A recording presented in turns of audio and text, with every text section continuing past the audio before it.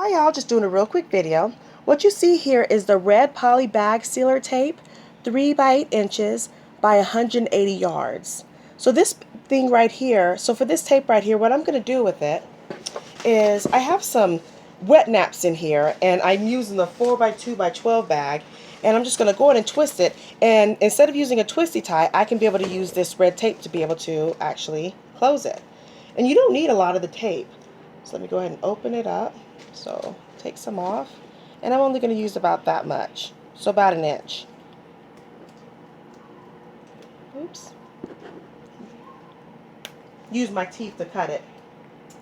So get it, twist it, and I just close it like that. And then it's just on there. Doesn't come out, and that's quick and easy. So there you go. And that's the red tape. Thank you so much for watching.